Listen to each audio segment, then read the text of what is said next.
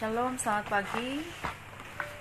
Sebelum kita masuk dalam renungan pagi, bagian firman Tuhan dari Roma pasal 2 ayat 12 sampai ayat yang ke-16, mari kita berdoa.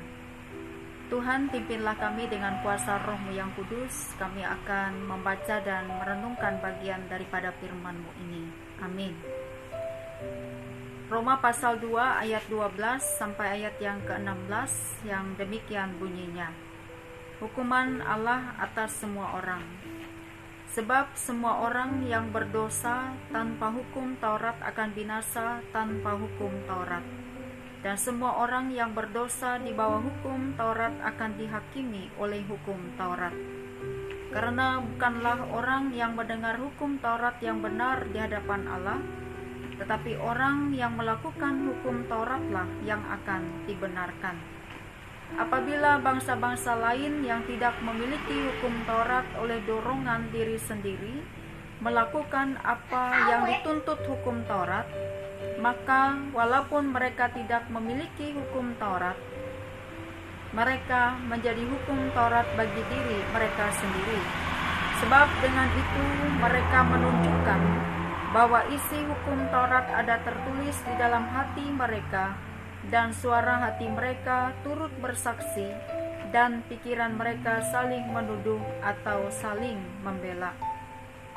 Hal itu akan nampak pada hari bila mana Allah, sesuai dengan Injil yang kuberitakan, akan menghakimi segala sesuatu yang tersembunyi dalam hati manusia oleh Kristus Yesus.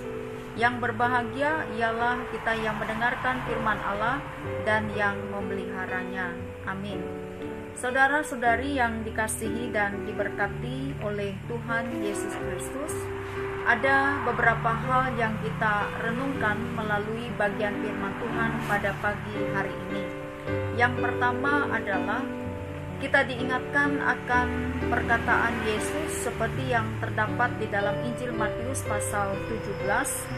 Janganlah kamu menyangka bahwa aku datang untuk meniadakan hukum Taurat atau kitab para nabi.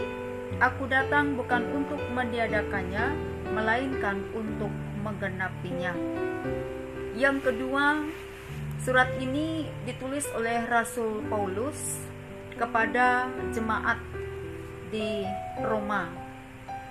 Kepada jemaat di Roma, di dalam nas kita ini, Rasul Paulus sangat tegas mengatakan bahwa pada ayat yang ke-13, karena bukanlah orang yang mendengar hukum Taurat yang benar di hadapan Allah, tetapi orang yang melakukan hukum Tauratlah yang akan dibenarkan. Bapak Ibu Saudara, apa itu hukum Taurat?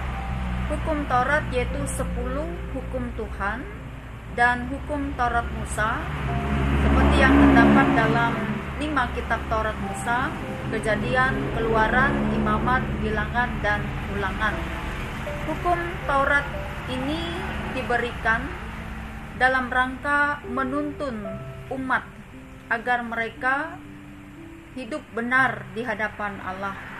Dan hukum Taurat ini pada masa perjanjian lama, pada zaman Musa, ini dibacakan dalam ritual keagamaan bangsa Israel pada setiap hari Sabat. Demikian juga pada masa perjanjian baru, pada zaman Rasul-Rasul, hukum Taurat ini juga dibacakan pada setiap hari Sabat di rumah-rumah ibadat.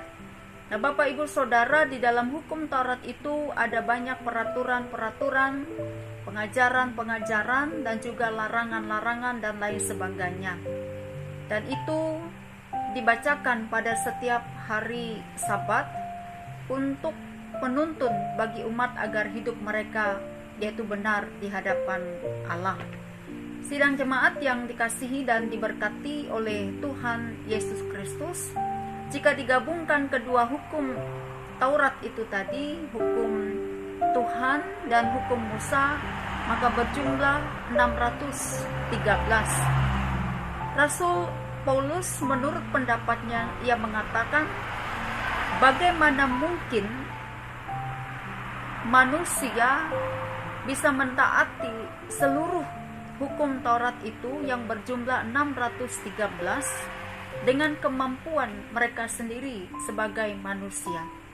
Itu sebabnya ketika manusia tidak mampu menuruti seluruh hukum Taurat itu tadi, maka di hadapan sesama mereka adalah salah, dan di hadapan Allah mereka telah melakukan dosa. Karena itu di dalam Injil Matius pasal 5 ayat yang ke-17 dikatakan tadi bahwa kedatangan Yesus bukan untuk meniadakan atau menghapus hukum Taurat, tetapi kedatangan Yesus justru untuk menggenapi ketidakmampuan manusia untuk mentaati seluruh hukum Taurat yang berjumlah 613 hukum atau peraturan itu tadi.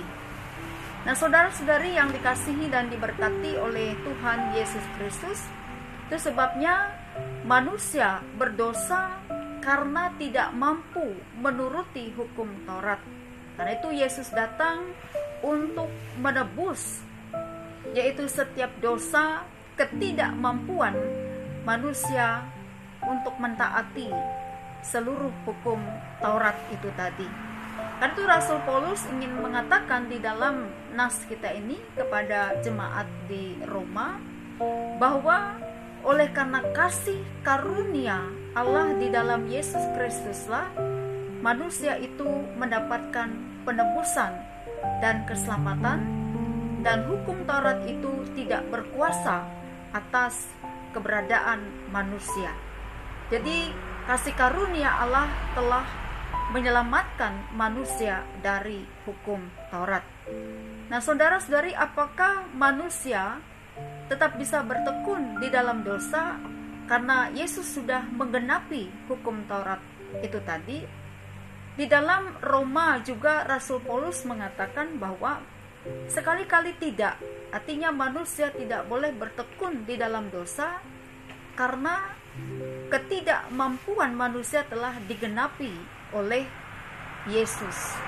Namun justru manusia harus menyadari bahwa ketika Yesus telah melakukan penebusan, oleh karena ketidakmampuan umat dalam mentaati seluruh hukum Taurat itu tadi, manusia menjadi manusia yang baru, di mana dikatakan mereka tidak hanya mendengar tetapi melakukan apa yang menjadi kehendak daripada Tuhan Allah itu sendiri. Karena Rasul Paulus mengatakan pada ayatnya yang ke-13 tadi bahwa mereka yang percaya kepada Dia tidak hanya cukup untuk mendengarnya, tetapi melakukan apa yang menjadi ketetapan dan hukum daripada Tuhan Allah itu sendiri. Nah, saudara-saudari yang dikasihi dan diberkati oleh Tuhan Yesus Kristus, biarlah melalui bagian daripada firman Tuhan ini kita boleh disadarkan bahwa kita tidak hanya menjadi pendengar yang baik, tetapi dalam setiap rangkaian ibadah-ibadah yang kita lakukan, ritual-ritual keagamaan yang kita hadiri, kita tidak hanya mendengar apa yang disampaikan melalui firman Tuhan, tetapi kita mendengar dan juga melakukannya. Dan oleh karena kasih karunia, kita boleh menerima keselamatan daripada Tuhan, dan ketaatan kita sebagai bentuk ucapan syukur dan terima kasih kita kepada Tuhan yang telah menebus kita dari segala kuasa hukum dosa dan maut. Biarlah firman Tuhan ini boleh mendatangkan sukacita dan berkat bagi kita sekalian, dan biarlah Tuhan Yesus Kristus selalu menyertai kita dalam keadaan sehat dan selamat beraktivitas. Selamat pagi, Tuhan memberkati kita. Amin.